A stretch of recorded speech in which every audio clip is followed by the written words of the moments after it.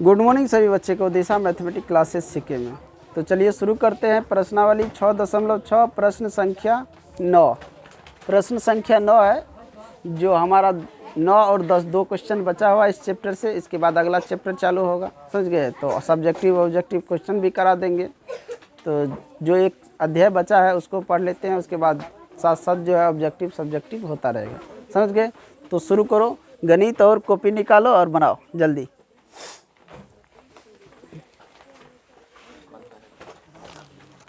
देखिए 9 नंबर में क्या कर, आकृति 6.63 में दिया गया। ये आकृति है, जो आकृति दिया है पहले उसको हम बना लेते हैं। ये आकृति है ए बी और ये सी है, इसके शीर्ष ये हो गया डी। ये आकृति दिया है, कह रहा है कि त्रिभुज एबीसी की भुजा बीसी और बीसी एक बिंदु डी पर इस प्रकार स्थित है कि BD बटा CD बराबर AB बटा AC। सिद्ध कीजिए कि AD कोण BAC का समद्विभाजक है।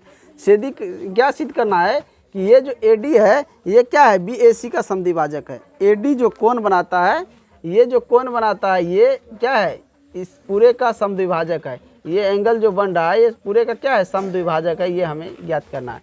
जब समद्विभाजक होगा इसका मतलब शीर्षलंब हो जाएगा, समद्विभाजक होगा तो शीर्षलंब हो जाएगा। तो ये हमें सिद्ध करना है। ये लो यहाँ पे लिखो, दिया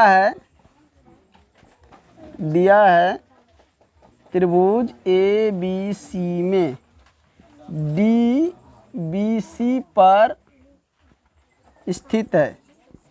D जो है क्या है, BC पर स्थित है, स्थित एक बिंदु है BD बटा में CD बराबर है AB बटा AC। समझ गया। D जो है BC पर क्या है, स्थित है एक बिंदु। जो D जो है एक बिंदु है जो BC पर क्या है, स्थित है। तो BD बटा CD बराबर AB बटा AC, AD बटा AC। समझ गया, AD बटा AC। तो सिद्ध करना है AD एंगल BAC का समद्विभाजक है।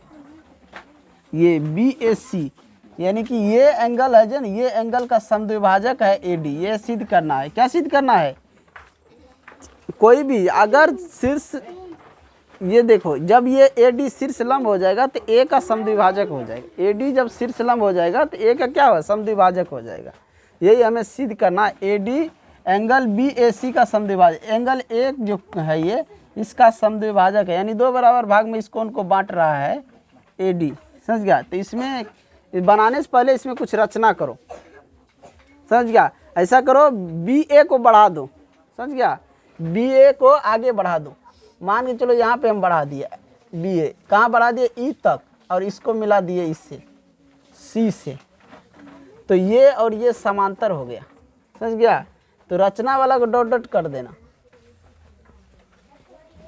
वहाँ पे लिखो रचना BA को बढ़ाया E तक और EC को मिलाया। रचना BA को E तक बढ़ाया, AE बराबर AC और E तथा C को मिलाया। AE बराबर AC, AE यानी कि ये जो AE है इसके बराबर ये लिए हैं, AE बराबर इस AC। ये जितना होगा उतने बड़ा ये है, ये दोनों बराबर है। आए समझ में आया। EC को हमने मिला दिए। प्रमाण यहाँ पे ये भी लिख सकता है कि AD समांतर EC, AD समांतर EC, ये हो जाएगा, ये दोनों समांतर हो जाएगा। बी डी बट्टा सी डी बराबर है ए बी बट्टा ए सी, ए बी बट्टा ए सी दिया है। बी डी बट्टा सी डी बराबर ए बी बट्टा ए ई। अब यहाँ पे देखो ये दोनों बराबर, तो ये लिख दिया। अब ए बी बट्टा ए सी यहाँ पे था, हम ए बी बट्टा ए ई ले लिए, तो यहाँ पे कोष्ठ में लिए चूँकि ए ई बराबर है ए सी, ए ई बराबर है ए सी, रचना से दिया है ना, यहाँ पे लिखो रचना से।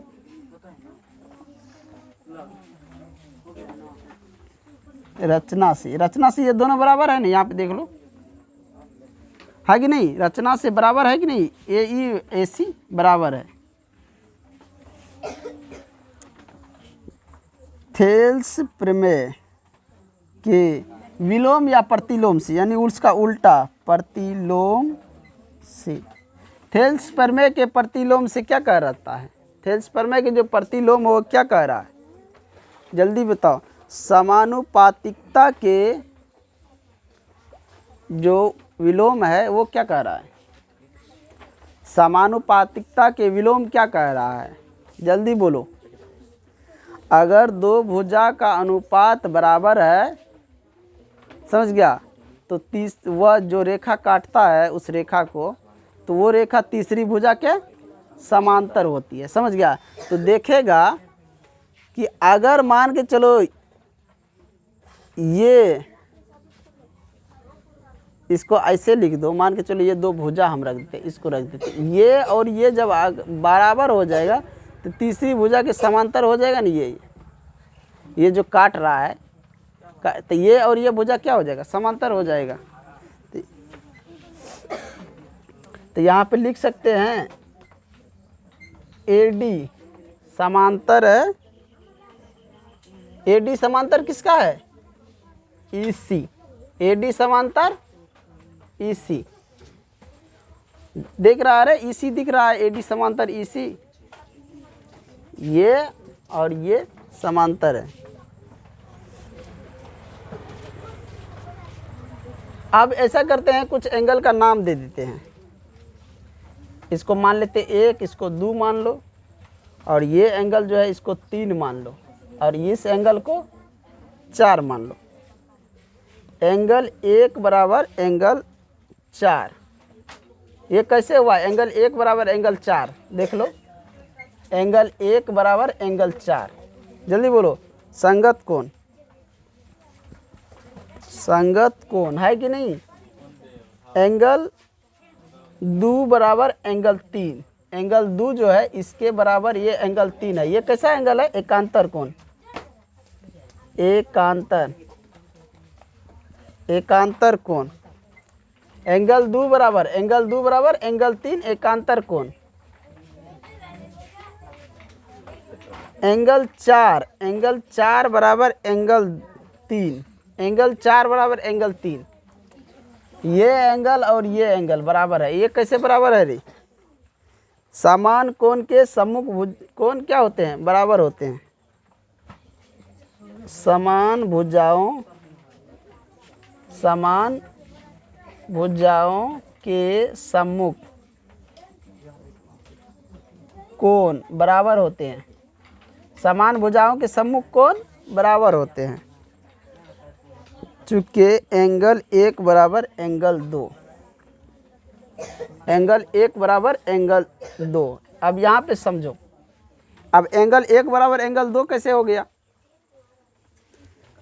हम यहाँ पे लिख दिए, चूँकि एंगल 1 बराबर एंगल 2, तो एंगल 1 बराबर एंगल 2 कैसे हो गया। देखो एंगल 1 बराबर एंगल 4 है, एंगल 4 बराबर एंगल 3 है, एंगल 3 बराबर एंगल 2 है, तो सबके बराबर है तो नहीं हो जाए 1 बराबर 2, 1 बराबर 4 है, 4 बराबर 3 है, और 3 बराबर 1 है, तो सबके बराबर है कि नहीं है।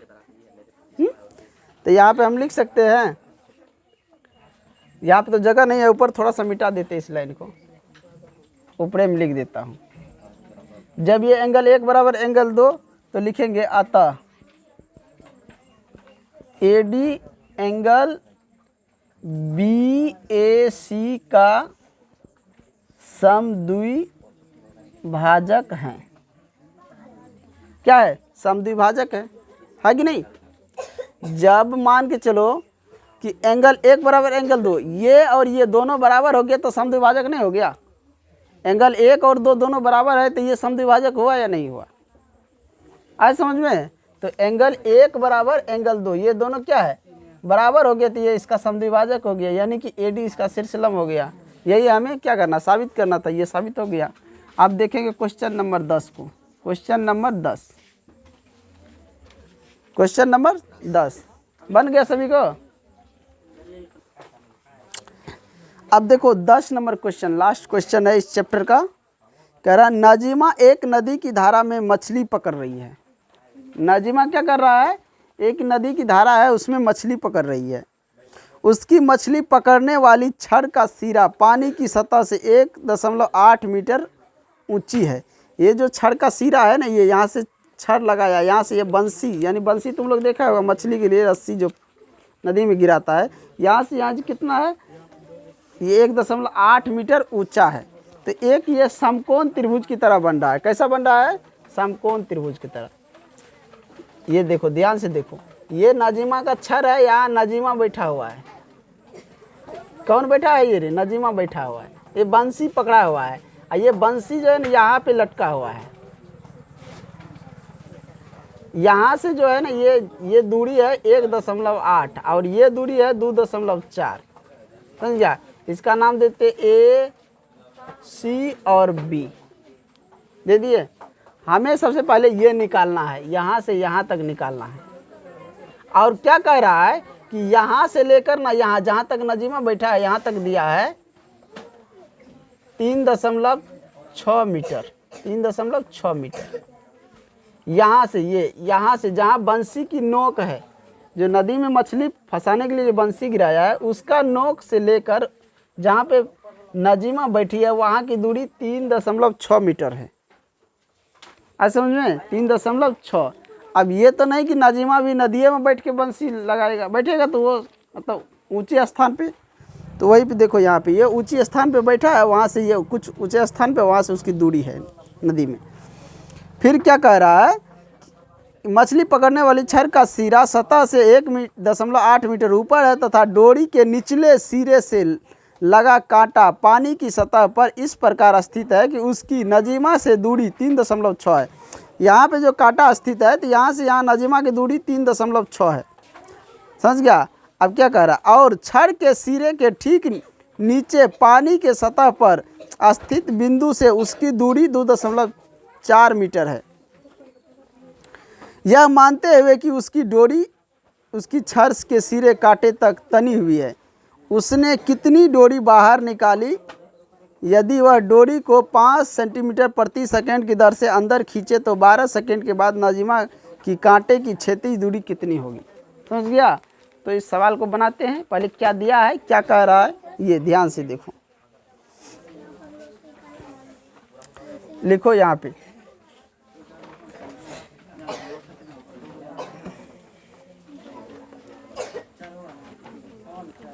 अब देखो मान के चलो कि ये जो बाहर जो ये डोरी निकाला है इसकी लंबाई, ये कर्ण हो गया ना, देखेगा तो ये समकोण बना रहा है, तो ये क्या हो गया, लंब हो गया, ये आधार हो गया और ये कर्ण हो गया। तो सबसे पहले कर्ण निकाल लो। इसमें सबसे पहले क्या करना है, यहाँ पे लिख दो कि बाहर की ओर निकाली गई डोरी की लंबाई, बाहर की ओर निकाली गई डोरी की लंबाई। तुम लोग देख के बता सकता है ना, ये नजीमा के हाथ में ये लोहे का छड़ है, समझ गया, ये इसकी ऊंचाई है और ये क्या है, उसमें तनी हुई डोरी है। तो इसकी लंबाई पहले निकाल लेते हैं। तो ए बी इसकी इस त्रिभुज के लिए ए बी क्या है, कर्ण है। तो कर्ण स्क्वायर बराबर क्या होता है, लंब स्क्वायर जोड़ आधार स्क्वायर। तो लंब क्या है, AC square plus BC square. अब तुम लोग यहाँ बता सकता है कि AB बराबर क्या होगा, AB बराबर AC square plus BC square का रूट होगा कि नहीं। इधर स्क्वायर हटा तो इधर रूट चढ़ा। अब आगे देखो, मान के चलो AC कितना है, AC तुमको 1.8 का स्क्वायर अब प्लस BC कितना है 2.4 का स्क्वायर। जल्दी बताओ इसका स्क्वायर कितना होता है, कितना होता है जल्दी बताओ। 18 का स्क्वायर कितना होता है? 18 गुना 18 कर लो फटाफट। देखो 3.2 प्लस 5.76 576 होता है। 18 का कितना होगा रे? 1.8 का स्क्वायर 3.24। आइए इसका स्क्वायर 24 का स्क्वायर 576 हो गया। अब दोनों को जोड़ो तो कितना होता है? रूट के अंदर में 9 6 4 10 का 0 और 7 2 9 1 10 अब 5 3 8 1 9 यानी कितना हुआ अंदर में तुमको 9 यानी कि 9.00 हो रहा है ना। तो जीरो का तो कोई मतलब नहीं है तो 9 तो रूट के बाहर यानी कि ए बी बराबर कितना निकला? 3 मीटर। ए बी बराबर कितना? ये निकला 3 मीटर। कितना निकला है रे? 3 मीटर।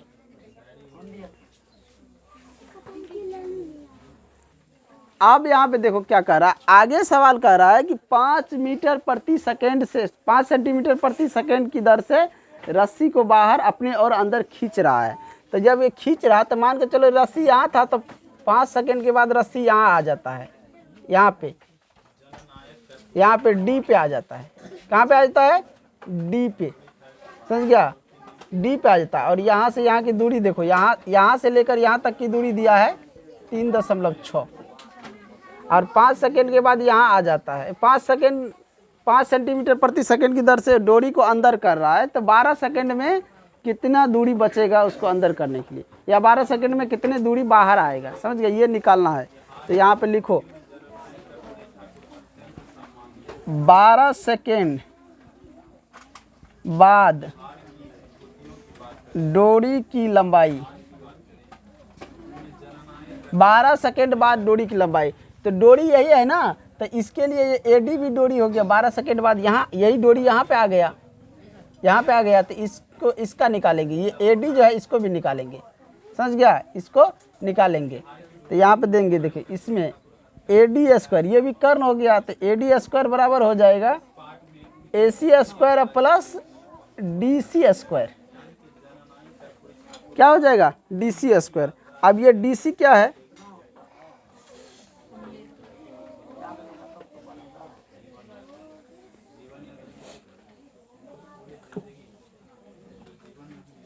अब AD कैसे निकालेंगे? तो देखो यहाँ पे दिया है,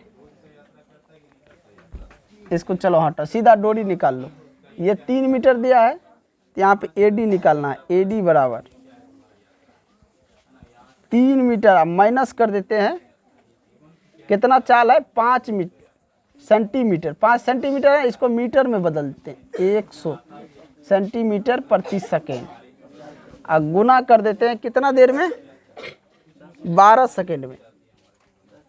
12 सेकेंड यानी 12 सेकेंड के बाद, 12 सेकेंड के बाद यहाँ पे काटो, 6 दूना 12 और यहाँ पे हो गया तुमको 50, 5 का 5 और यहाँ पे 10। अब गुना कर दो इसको, 3 मीटर। अब माइनस हो गया 6/10, यानी इसको हम घटाए तो कैसे घटाएं? 3 मीटर। अब माइनस कर देंगे 0.6 मीटर। ये सेंटीमीटर था ना, ये मीटर में हो गया। इसको घटाओ तो कितना बचता है? घटाने के बाद ये आ जाता है 2.4 मीटर। 2.4 मीटर कितना आ रहा है? 2.4 मीटर। कितना निकला? ये 2.4 मीटर। देखो निकाल के, 2.4 मीटर।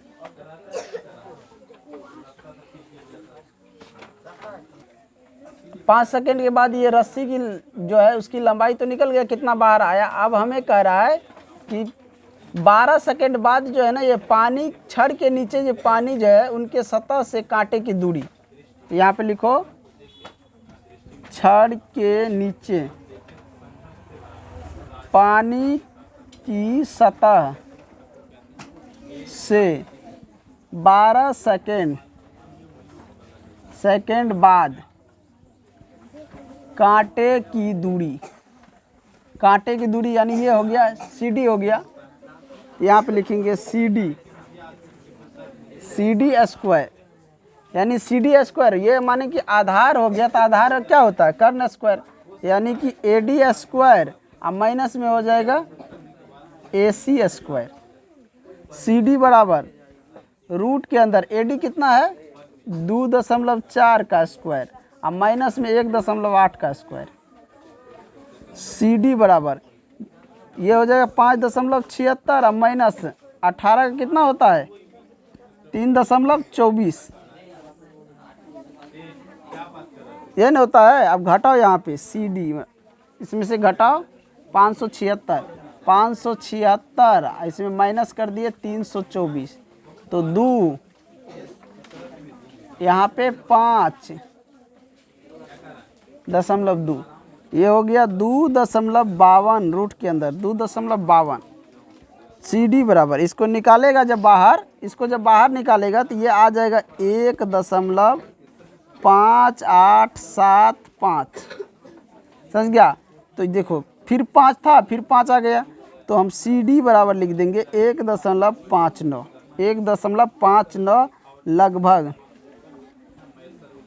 लगभग इतना हो गया, समझ में लगभग इतना हो गया। अब कह रहा है 12 सेकेंड बाद नाजिमा से कांटे की दूरी, यहाँ पे लिखो यहाँ पे लिखो 12 सेकेंड बाद नाजिमा की कांटे से दूरी, 12 सेकेंड बाद जो है नाजिमा की दूरी क्या होगा कांटा से, यानी कि कांटा अभी यहाँ है तो यहाँ से वहाँ की दूरी, यहाँ से यहाँ की दूरी, जब ये तुम्हें कितना निकला है पहले से ये निकाला हुआ है कि नहीं, यहाँ से लेकर यहाँ तक की दूरी पहले दिया है, ये टोटल दूरी यहाँ से यहाँ तक, तो 3.6 में से घटा दो 2.4 को, यहाँ से यहाँ की दूरी था 2.4, ये दूरी को इसमें से घटा दो निकल जाएगा, घटाने से निकलेगा, यानी कि जोड़ने से यहाँ से यहाँ तक की दूरी जोड़ दो, यहाँ से लेकर यहाँ से यहाँ तक की दूरी, ये कितना निकला है रे, ये कितना 1.59, इसमें या इधर वाला पहले घटा के निकाल लो कि यहाँ से यहाँ की दूरी कितना है, उसको जोड़ देना,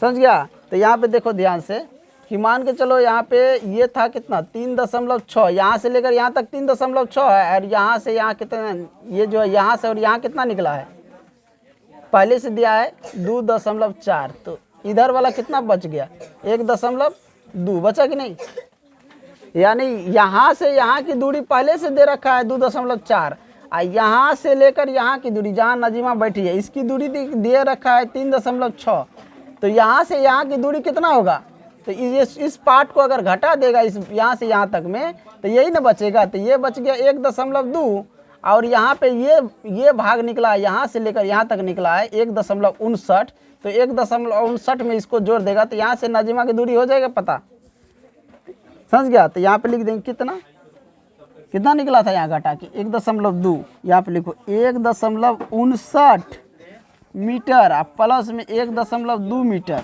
बराबर कितना हो गया 2.7